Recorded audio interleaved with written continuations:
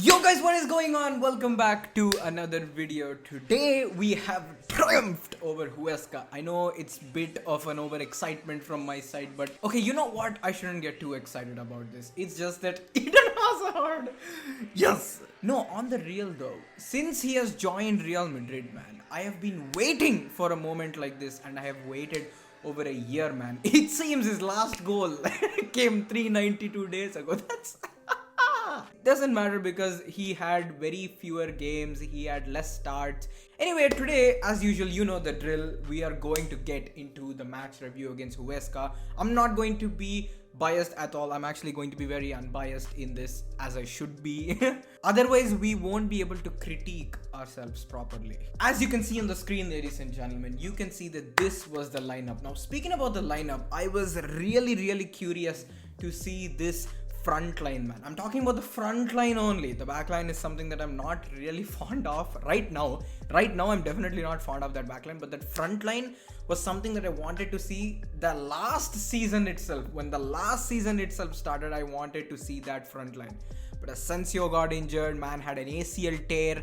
Eden Hazard also always on the sidelines most of the time. But today was the opportunity when I saw this front line. I think this might be the second or the third time that they're actually playing in this front line. Now starting off with Thibaut Courtois. Thibaut Courtois, I thought he did a good job. Like, it's not going to blow my mind or anything, but it was a good job. He did a good job. It's fine. And I won't really blame him for conceding that goal because I'm going to mention that anyway, why I won't critique him that much for that one. Now, mind you, like, Marcelo has a definite hand in conceding the goal, man, to Huesca. You can totally notice that he loses complete track of David Ferrero, who makes a run behind Ramos, and Marcelo doesn't even pay attention to David Ferrero, who makes a run into the box. To be honest, let's give that to Huesca. I thought they constructively built up a very good goal at that point, and it's not really easy to come back from 3-0. They didn't come back, but it's not easy to score as well. I was kind of pissed, man, when Lucas Vazquez went off the field, because Lucas Vazquez, I thought, was doing really well. Yeah, I know that most of Real Madrid's attacks were coming from the left because that's due to the efforts of Eden Hazard and Luka Modric being involved in every single Real Madrid attack. That is what Eden Hazard is supposed to do. Lucas Vazquez also looked quite good, to be honest. But it kind of makes sense now. Inter Milan is coming up midweek, and we are really stretched thin in the right back position. So if we have no Lucas Vazquez... Speaking about the centre backs, I feel like Militao has more games that he has to get under his belt, man. Ramos, as usual, solid performance. There's not much to critique about the captain. The captain always does a madness. But Militao kinda needs to find that mark, man. He needs to find that mark yet. He needs more games. Positionally gets caught out a few times here and there. To be honest, I felt like in those first 40 minutes, if Real Madrid continued to play like that without the Eden Hazard goal, obviously they would without the Eden Hazard goal, but if it would have continued like that, Rafa Mir and Pedro Masquera, man, they would have found the goal, man. They would have found the goal. I am pretty sure. Literally, the first 35 to 40 minutes, man, it felt like the replay of the Cadiz game again. I was looking at the visuals. Speaking about the midfield, ladies and gentlemen, Luka Modric, Federico Valverde, Casemiro. Casemiro, one of those typical Casemiro performances.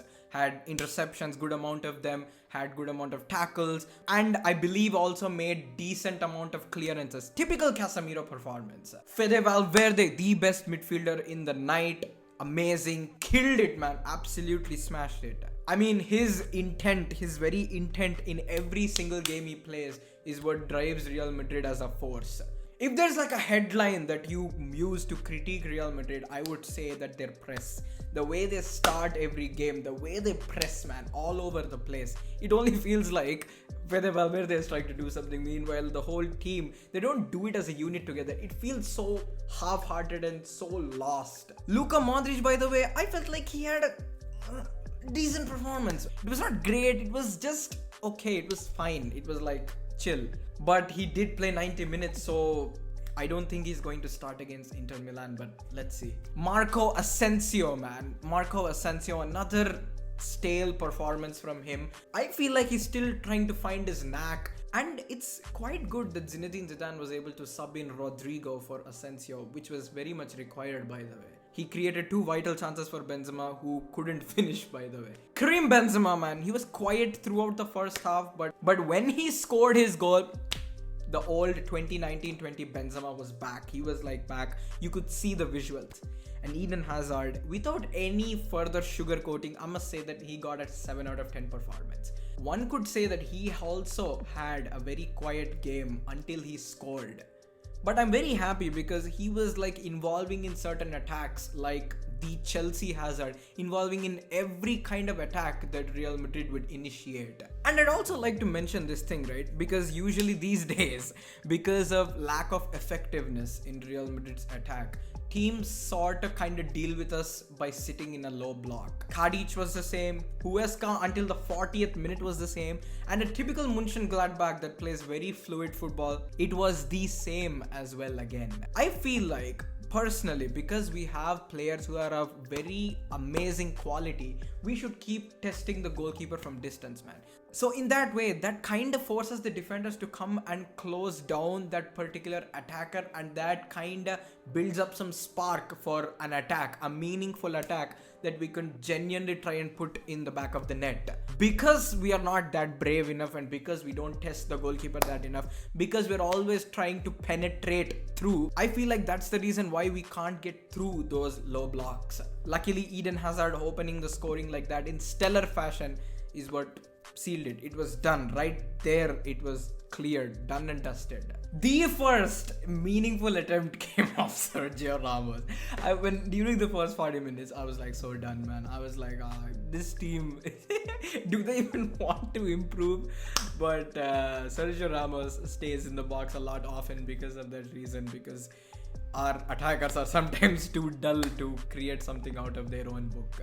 This could have been a whole Tadic moment, man. I remember this could have been a whole Tadic moment again. It's just that the guy couldn't reach in time and he just couldn't land it into the back of the net. Otherwise, confidence killed under 30 minutes itself. This is ridiculous. This was apparently 27 yards. What? I mean, this is what happens when you have like players like Eden Hazard, man, who are at their utmost quality. And he's not fully match fit as well, to be honest. He just came off fitness. He's still in the recovery phase. Imagine, man, if Eden Hazard doesn't get injured. If he is at full fitness, imagine the madness he will do, man. Imagine the madness that he will do. I can't even... You know what? Let's not get too excited and let's just wait patiently. By the way, Eden Hazard has more open play goals than Lionel Messi. To be honest, right, I always don't consider this open play goals bullshit, man. I mean, what, if you get a penalty, are you not supposed to score it? I don't get it. But because Barcelona fans kept mentioning throughout whenever Ronaldo used to play at Real Madrid, that kind of pissed me off. Like, what, are you not supposed to score a penalty now? Now what Messi is doing is literally scoring penalties, so... This was a beautiful cross from Lucas Vazquez, and I thought Benzema wasn't going to finish that. Let's be honest, we have screwed up way too much now for me to assume blatantly that Benzema is going to put that in the back of the net. Nah, I'm not having that. The very architect of this goal was Eden Hazard, man. His pass, obviously because of the whole copyright limitations, I'm not able to really show that, but Eden Hazard's beautiful flick is what created this goal, man. Masterpiece, complete masterpiece.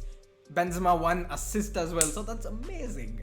Yeah, like I said, dude, look at that. I mean, Marcelo just loses David Ferrero and it just lands in the back of the net. I was not pissed. I mean, I was kind of pissed, like, oh, come on, clean sheet. Like, we lost a clean sheet. But at the time, we were like 3 goals up, so it did not feel as bad, to be honest. But I was still kind of pissed that the clean sheet is a clean sheet, and Marcelo, man, defensively still slacks. Come on. Come on. Oh yeah, this was brilliant as well. Like Rodrigo heading it to Benzema. Yeah, that was sick. I mean, I saw the 4th goal coming, actually. I actually saw you. I might seem like I'm trying to fake it or something, but I genuinely saw a 4th goal coming. I just didn't know when, but lucky we did. And yeah, we won 4-1. Yeah, it's kind of amazing that suddenly we were transported or teleported back to 2016. It felt special. It felt really good. It felt heartwarming at the very least. let's just hope the momentum of this match is carried into Inter Milan, because that's way important than this result. I get that La Liga has its own importance, but in the Champions League right now, things aren't looking very good. Anyway guys, subscribe to the channel. I'll see you in a bit. Take care and peace. I try to sleep